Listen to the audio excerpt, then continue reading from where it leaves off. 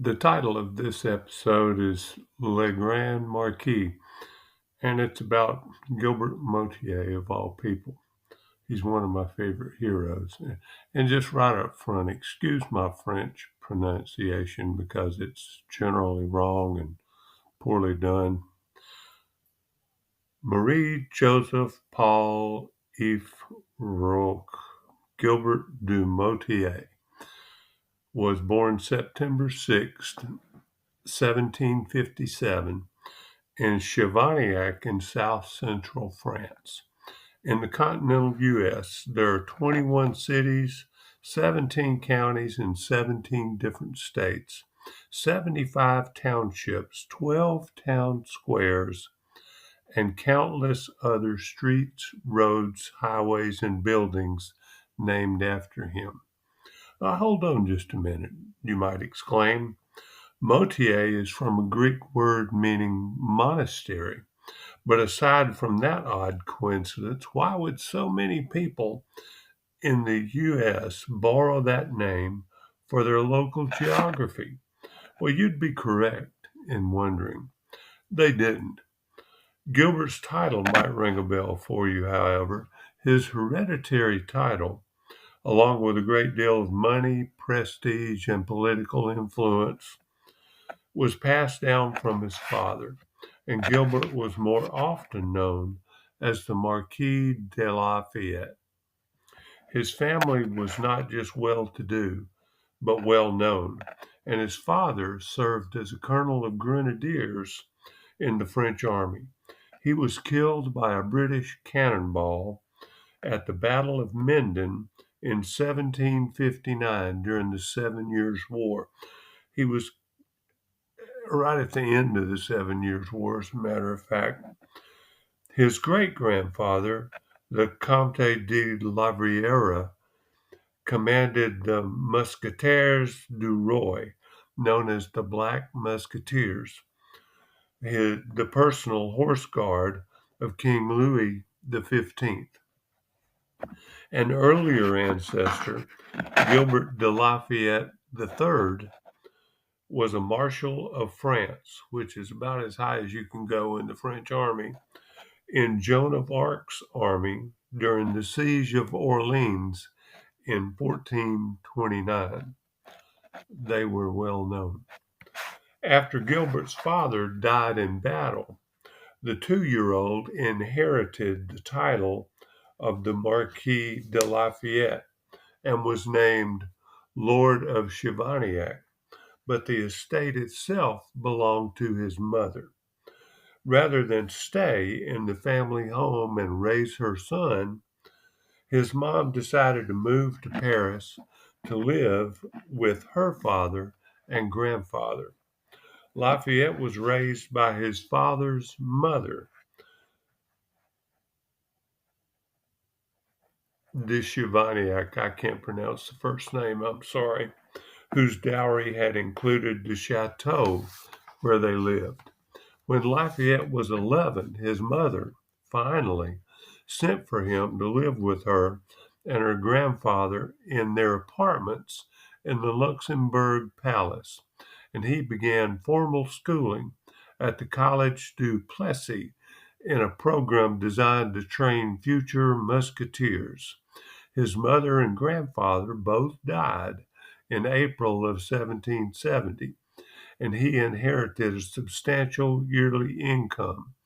That yearly income increased by a factor of 5 with the death of an uncle and is 145,000 livres per year, equivalent today to 1.45 million per year, made him Bill Gates rich at a time when 250 livres was considered a good wage.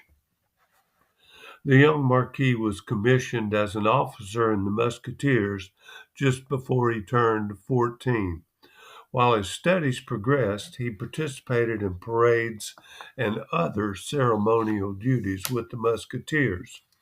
At the age of 16, in 1773, Lafayette was a second lieutenant of a regiment led by the Marquis de Noailles, his uncle. At the age of 17, Lafayette's relatives, as was common among other French nobles,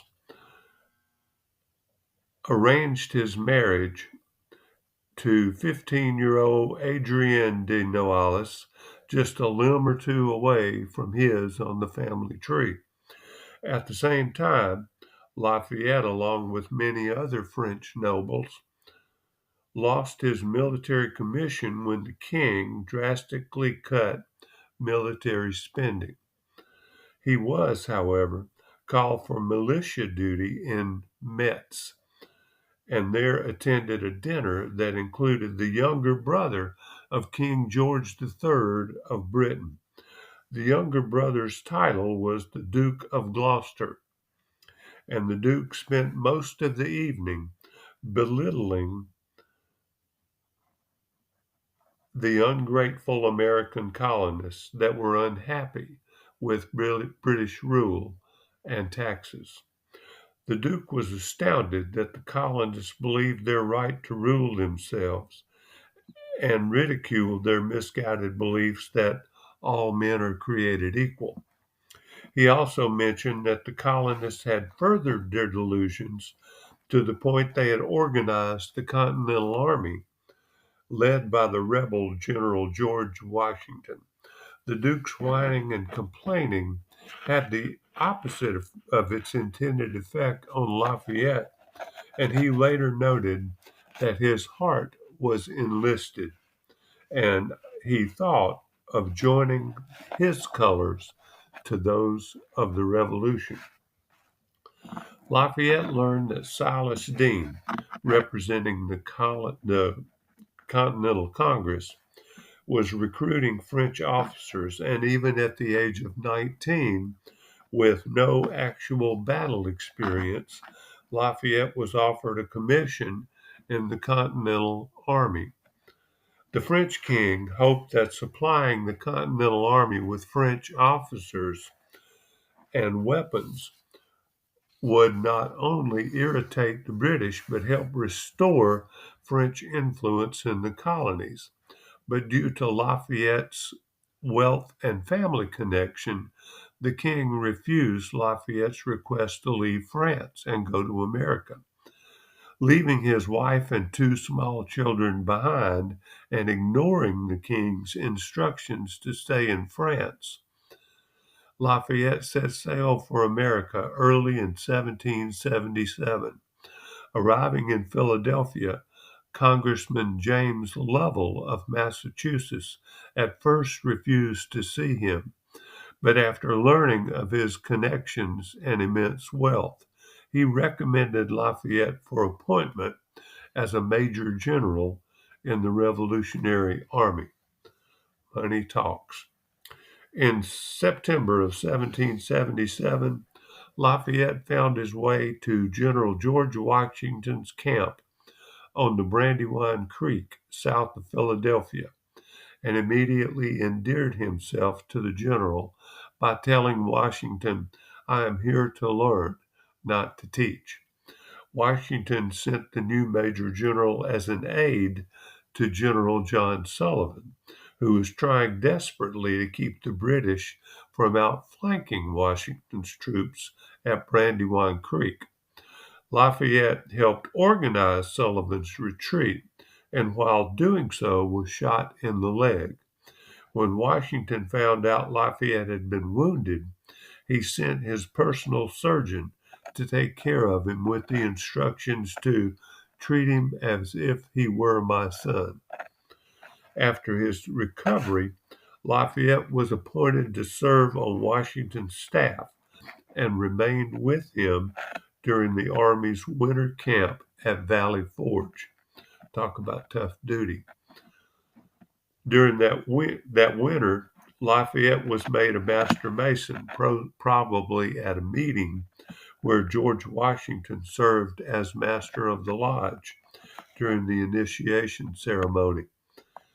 Lafayette came to admire Washington's leadership even more during the horrible winter at Valley Forge. Lafayette believed that any general that could keep an army together a volunteer army together. During such a trial as Valley Forge deserved respect, honor, and a belief in ultimate victory.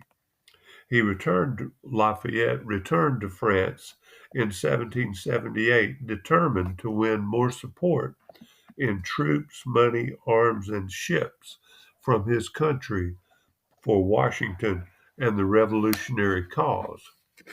Upon his return to France, Lafayette was placed under house arrest for 8 days by the king for failing to obey the king's order not to go to America, but was soon invited by Louis XVI on a royal hunting expedition to show him that all was forgiven. He and Benjamin Franklin convinced the king to send 6,000 French soldiers to aid Washington, and in December 1779, Adrian and Lafayette welcomed Georges Washington Lafayette to their family. Lafayette sailed back to America in March 1780 and arrived in Boston on April 27th of that year. He brought news of French support in the form of troops and provisions at a time when several defeats at the hand of the British in the southern colonies had dismayed many patriots. Washington had asked Lafayette, with the aid of Alexander Hamilton, to write Continental officials and encourage them to provide troops, provisions, and arms to Washington's army. Lafayette was also given a command of a division of troops and helped manage to equip them with uniforms, weapons, and food at his own personal expense. His division participated in no important battles, and Washington disbanded the division and sent the troops back to their own state regiments just about the time Benedict Arnold turned traitor and attempted to allow the British to occupy West Point. Lafayette traveled to Philadelphia in late 1780, and the Continental Congress asked him to return to France and renew his efforts to facilitate more men and supplies. But Lafayette did not want to miss another opportunity to command troops, and instead wrote letters to his contacts in France in support of the American cause.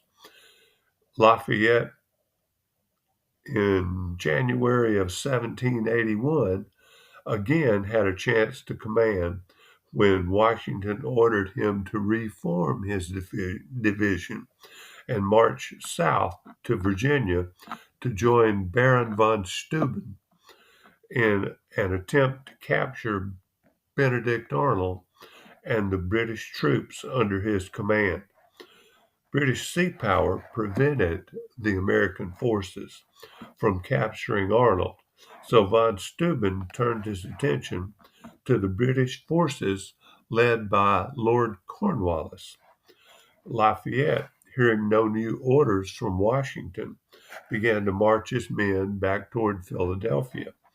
On the way, he received new orders to return to Virginia and assume military command there.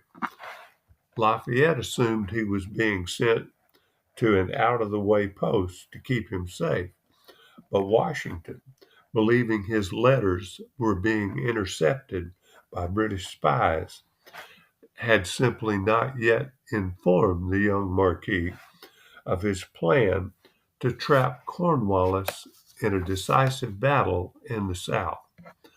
Cornwallis moved his army to Yorktown to build fortifications to protect British ships, and Lafayette moved his men to Malvern Hill. The British were trapped when the French fleet arrived and defeated the British Navy, leaving Cornwallis without naval support and protection. In September 1781, Washington's army joined Lafayette's and together began the siege of Yorktown.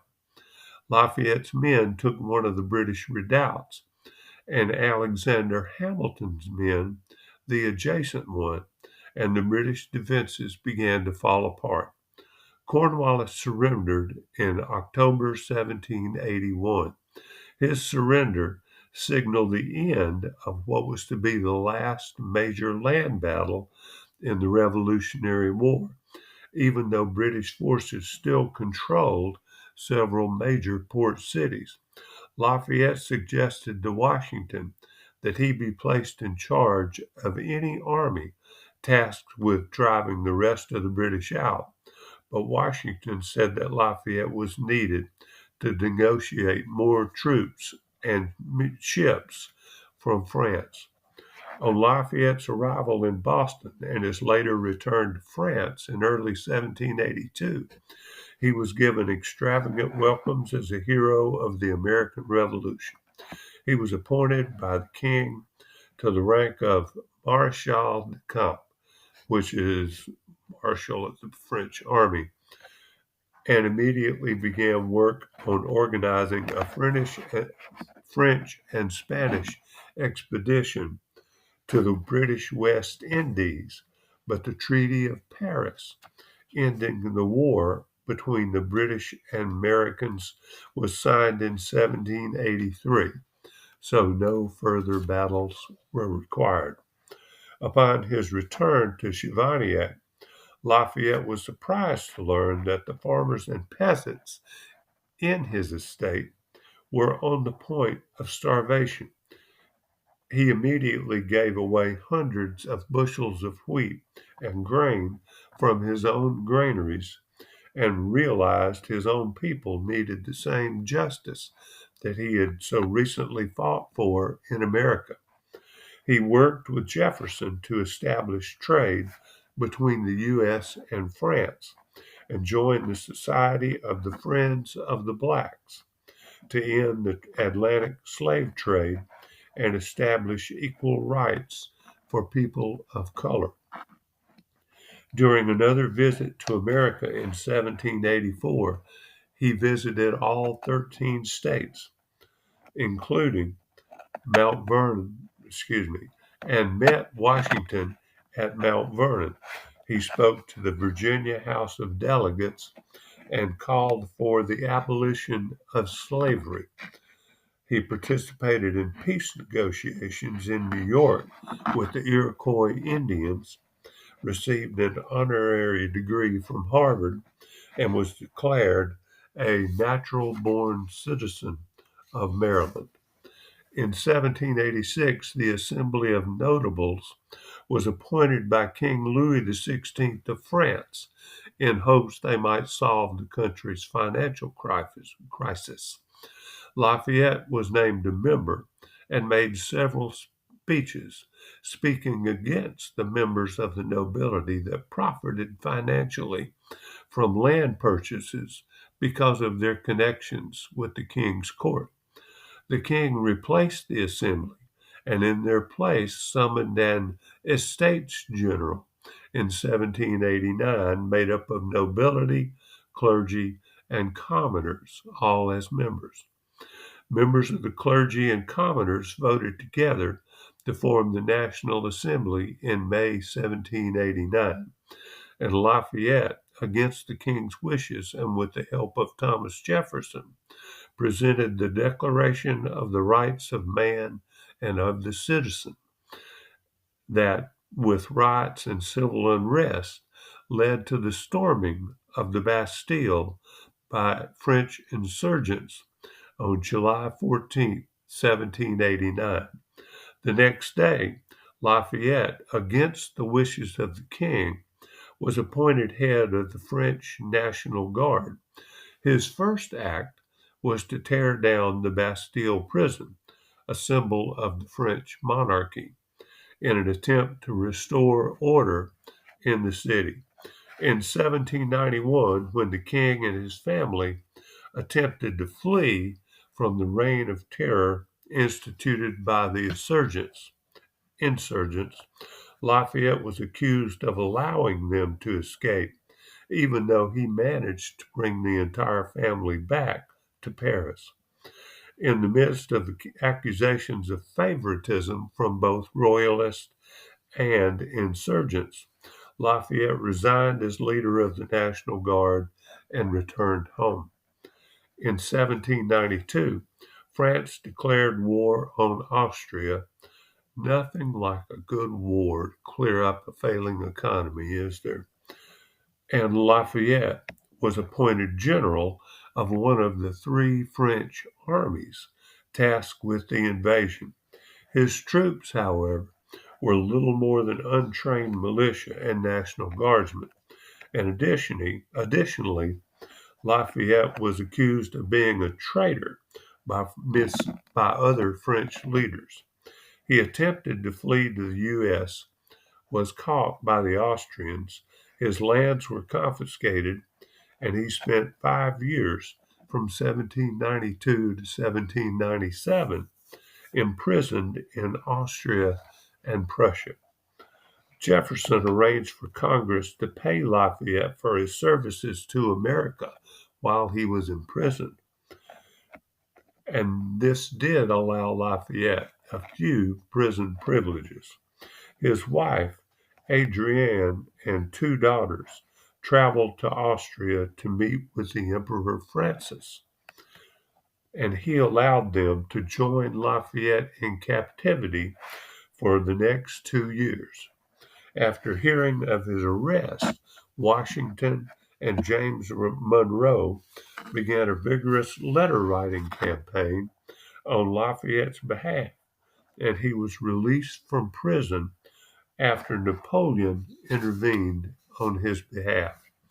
Lafayette returned to France but refused to participate in any way in the government of Napoleon.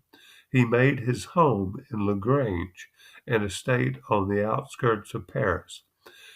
His wife, Adrienne, her health suffering from her time in prison, died on Christmas Day, 1807.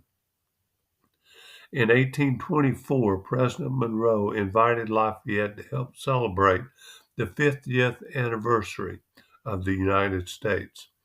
He arrived in New York in August and was greeted there by veterans of the Revolution. He managed to visit all 24 states and special events, visit to old battlefields, state dinners, and public addresses were a daily requirement.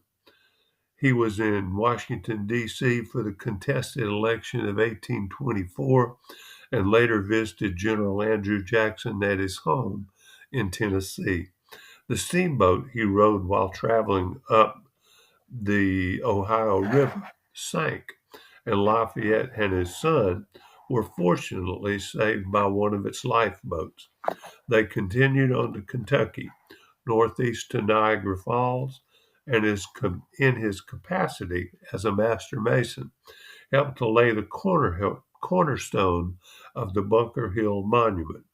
He celebrated his birthday September 6th with President John Quincy Adams and returned to France the next day. Lafayette remained involved in French politics for the next several years, but contracted pneumonia in April 1834 and died at the age of 76 in Paris, May 20th, 1834. He was buried next to his wife in the Picpus Cemetery, and his son, Georges Washington Lafayette, sprinkled soil from Bunker Hill on his grave. President Jackson decreed that Lafayette received the same memorial tributes given President Washington, and both houses of Congress wore badges of mourning, and the chambers were draped with black bunting for 30 days. Former President John Quincy Adams gave him a 3-hour eulogy and called him high on the list of pure and disinterested benefactors of all mankind. Lafayette believed strongly in religious freedom, supported an end to the slave trade worldwide, and through his wholehearted support of the U.S. Revolution, saw a constitutional monarchy as the ideal form of government. He idolized George Washington, and their letters together continued until Washington's death in 1799. Excuse me. The Marquis de Lafayette, even at the young age of 17, saw the hope and promise of democracy and the rights of man in the establishment of the United States, built on the foundations of the U.S. Constitution, the Bill of Rights, and the ideals of a constitutional republic. His youthful idealism led him to fight for a country he did not know, but was willing to die for in support of their efforts to free themselves from British subjugation and establish, with all its faults, problems, issues, and failures, a bastion of freedom unique in the world at the time. I have noticed over the past several weeks in America a renewal of hope, patriotism, and Christian ideals, similar to those that the American revolutionaries must have felt, and a rekindling of the recognition of God's presence in our lives as a prerequisite of what can ultimately be made out of what currently is. The discussion now no longer seems to center around the eradication of our documents, our history, our statues, or our beliefs, simply because our ancestors lived their lives in the circumstances they found around them, but that those ancestors worked diligently to right the wrongs they found and to make things better for all, however slowly and whatever the odds. In order for that progress to continue, we certainly don't need the proven failures of socialism or the dystopian reality of communism. As the Marquis pointed out after the revolution, humanity won its battle. Liberty now has a country. We are now faced with the necessity of sustaining the blessings of God that have made our people and our country the hope of the world. The words of Winston Churchill seem shortly after the end of World War II to accurately describe not only Lafayette's belief in our country's revolution, but our current struggle against adversarial beliefs and governments. Many forms of government have been tried and will be tried in this world of sin and woe, Churchill said. No one pretends that democracy is perfect or all wise. Indeed, it has been said that democracy is the worst form of government, except for all those other forms that have been tried from time to time. Semper Vigilance, my fellow patriots.